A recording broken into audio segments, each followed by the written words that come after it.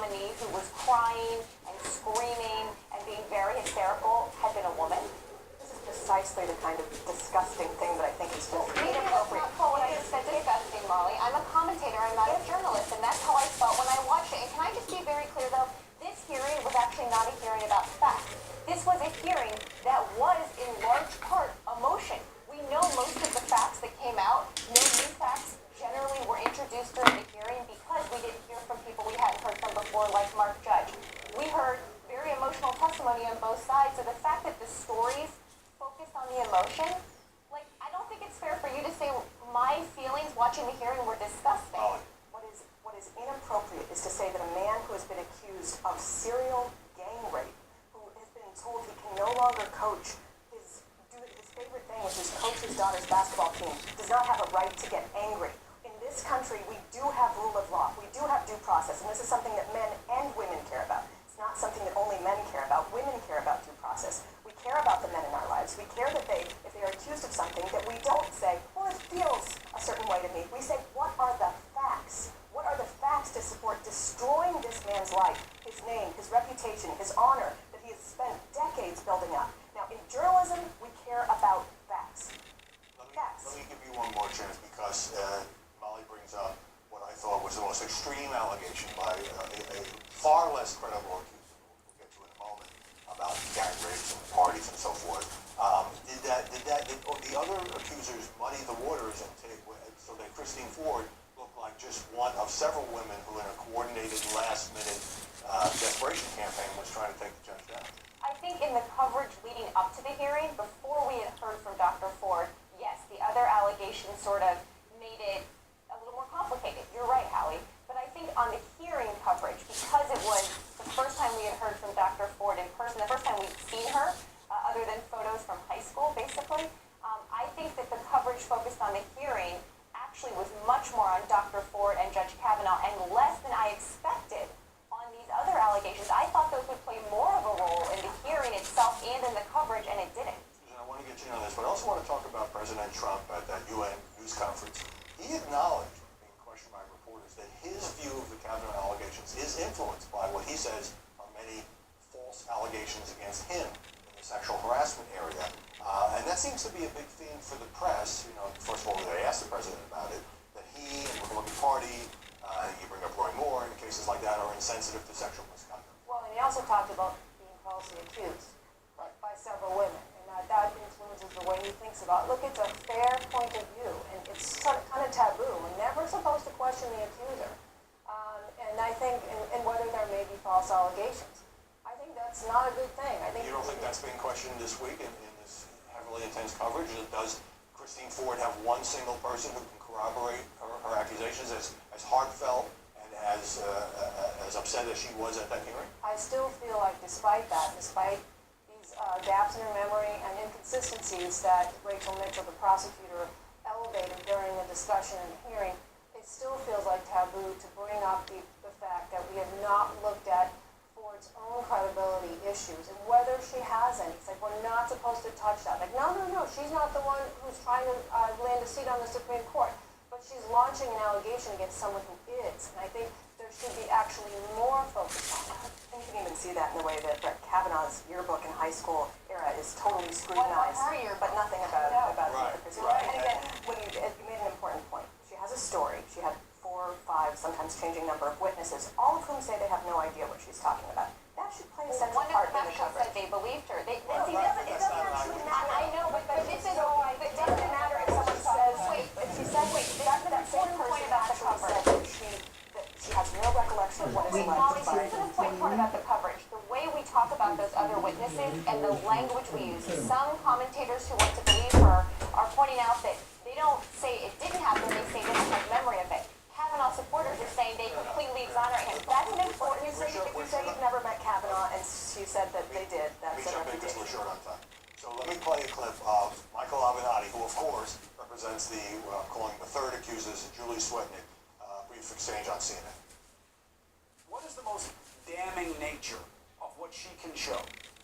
Well, Chris, I'm not going to weigh the allegations in the declaration.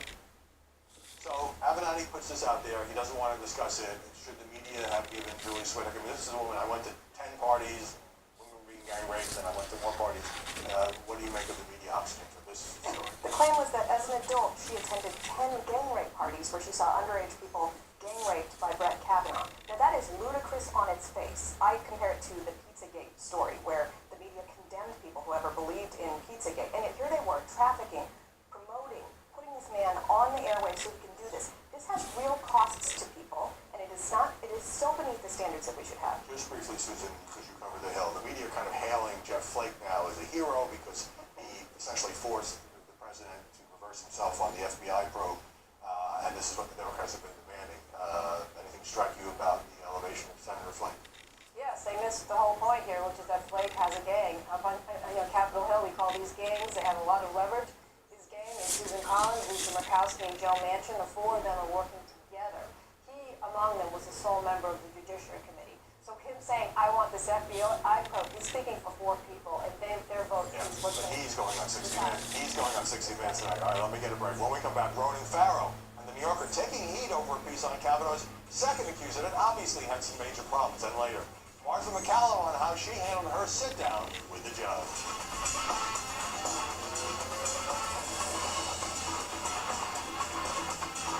Media Buzz is brought to you by Progressive. Comparing rates to help you save. Now that's Progressive.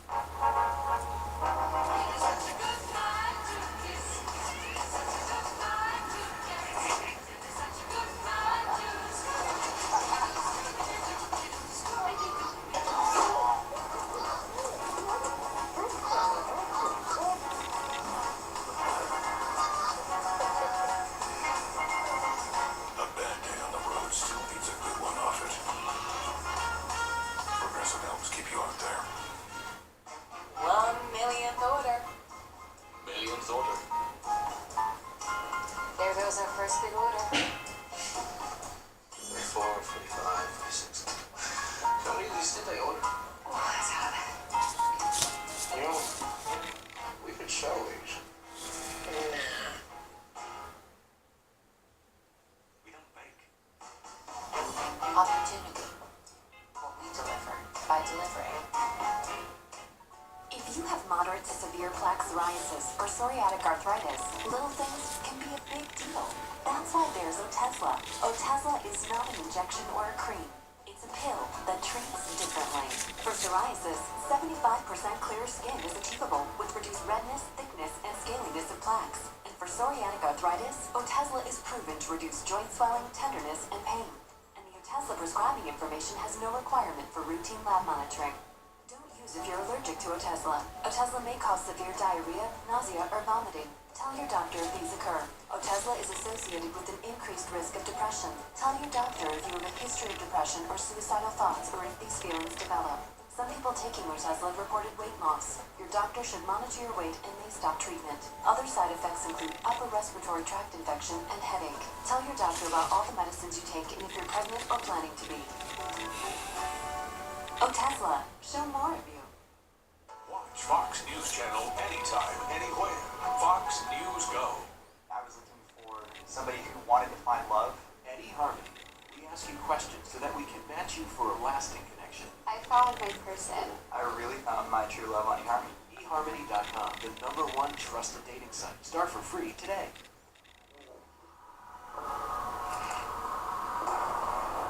American Horror Story Apocalypse. All new Wednesday at 10 on FX.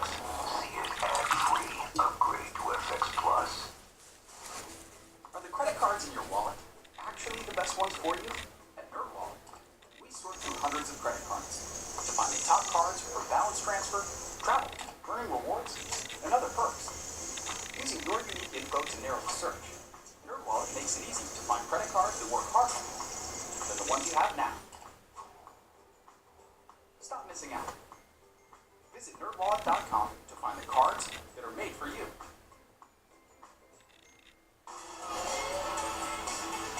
The New Yorker drew an unusual degree of criticism when the magazine's Ronan Farrow and Jane Mayer published an allegation by Deborah Ramirez that Brett Kavanaugh had exposed himself to her in college, despite admitting to gaps in her memory and her initial uncertainty that it was him. Right after 6 days of carefully assessing her memories and consulting with her attorney, she did become confident that it was him. You know, a lot of people George, I would say that that's extremely typical of these stories. When you're dealing with trauma, alcohol, many years in between. The second accuser has nothing. The second accuser doesn't even know. She thinks maybe put it in him, maybe not. She admits that she was drunk. She admits time lapses. Molly, Ronan Farrow has an impressive record when it comes to reporting on Harvey Weinstein, Les Moonves. This piece, what do you make of the magazine publishing this particular article and the way much of the media handled it? Right, and he wrote it with Jane Mayer, who's someone who doesn't have a very good record for reporting on things that have problems in her past and how she's reported. Ronan Farrow had a really good reputation. By running this story, which was based on a woman coming up, developing a new memory a couple weeks ago that a lawyer helped her work on after she was reached out to by Senate Democrats, is just, it is such a disservice, and it makes it look like his previous journalism might be in question. If he thought that this was a good story, if he thought this was actually credible, to run with this without any corroboration from anybody, and it weakened the overall case against Kavanaugh. I think she took a at least plausible story in the first accuser, and then each subsequent story has gotten more and more ridiculous. Okay, I should say that Jane Mayer does have a long record as an investigative reporter. We can debate that some other time. So I wouldn't have published this, and here's why. You go to the story, and there it is. It's like this big flashing red light.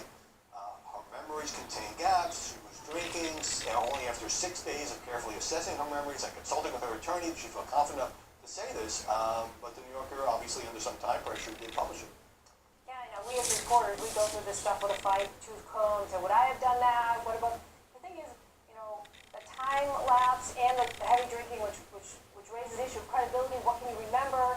Was she heard the name Brett, and was she sure it was Brett Kavanaugh? You know, all these questions, huge questions. But coming on the heels of the original accusation from Ford, how can you resist trying to put out a story like this? She's a Yale graduate, somebody went to school with She was on the record. But here's the thing. Right. The New York Times looks at the same story, and the Times reports to its readers. We interviewed several dozen people in an attempt to corroborate her story, could find no one with first-hand knowledge, and then reports that Deborah Ramirez contacted former Yale classmates asking if they recalled the incident and told some of them she could not be certain that Kavanaugh was the one who exposed himself. That's why the Times didn't publish.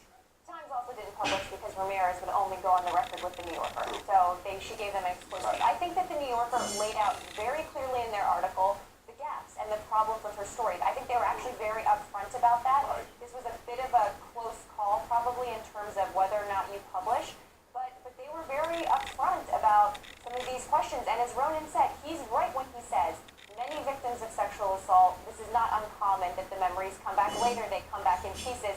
This was probably a close call in terms of publishing, but they laid out very clearly the problems with her story for readers to Just evaluate. briefly, bottom line, the New Yorker had no one with first-hand knowledge to corroborate that one person heard it secondhand. Right. And that's it. It just does not come even near the standard that you would require. But journalistic standards have been flying out the door in general. USA Today yesterday ran a piece saying that Brett Kavanaugh shouldn't be around children.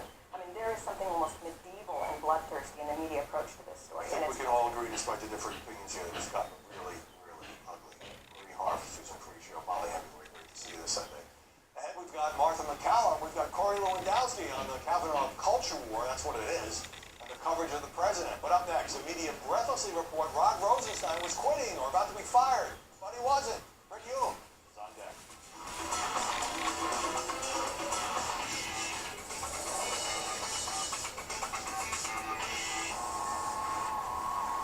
I know that every single time that I suit up, there is a chance that that's the last time.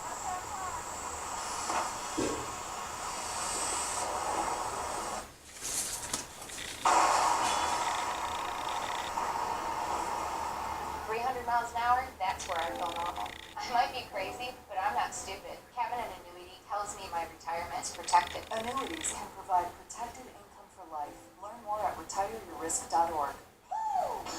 Here's a true tip. When you search hotels on TripAdvisor, enter your destination and the date of your stay. TripAdvisor searches over 200 booking sites to find the best deal on the right hotel for you. TripAdvisor.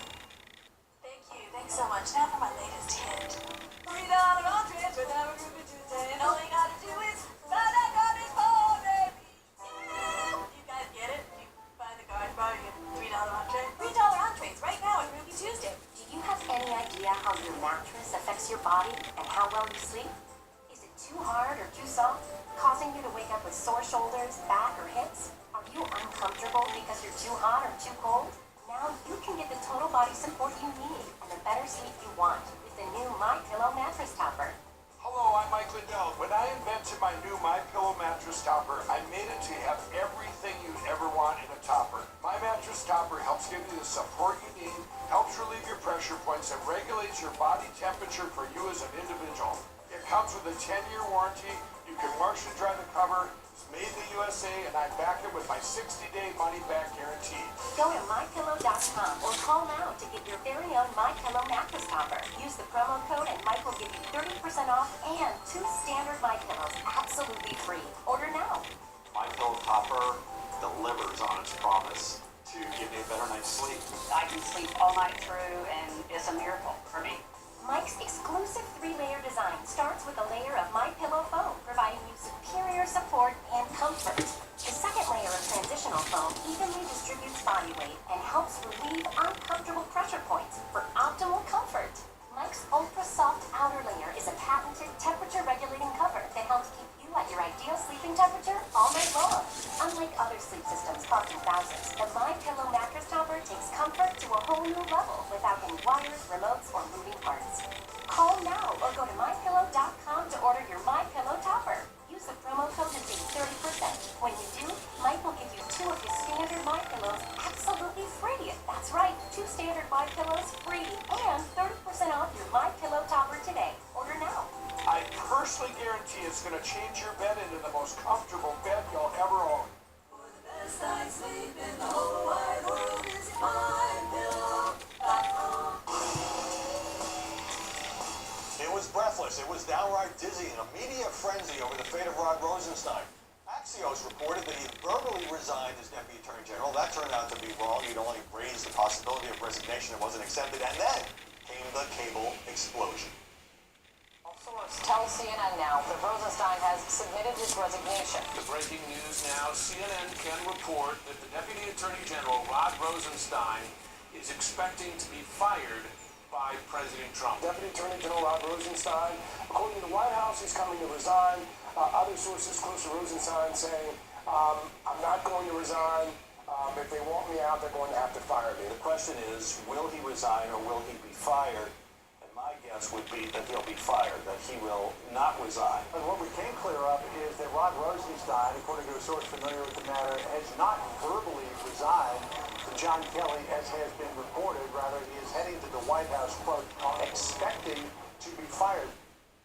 Joining us now, Britt Hume, Fox's senior political analyst. And Britt, Rod Rosenstein was not fired. President Trump has postponed the meeting. The White House is signaling he's probably safe for now, at least till the midterms. What do you make of that just media circus? Well, there's kind of a running story in this town, and there has been for some time, which is Trump White House, Trump administration in chaos. So that anything that comes along that would appear to imperil the status of a cabinet member or senior staff member is seized upon, and there's a tendency to go right to the, get fired, out. Yep. And sometimes people do get fired from Trump administration. It's happened a number of times, but it hasn't happened every time. Careful about these things. I might note, Howard, in the midst of all of this, one of the things that bothered me the most was this all had to do with a meeting in which he is said to have raised the possibility of wearing a wire to the White House for the purpose of establishing Trump's unqualified nature of Trump's temperament or personality to serve as president. We were given a Fox News, I think Brett Baer got it, and we had it on the air repeatedly. An explanation of that event, which was that he was being criticized in a meeting by colleagues, was Rosenstein, for being too soft on Trump. And his rebuttal to that was, what do you want me to do, wear a wire? No, a sarcastic rebuttal.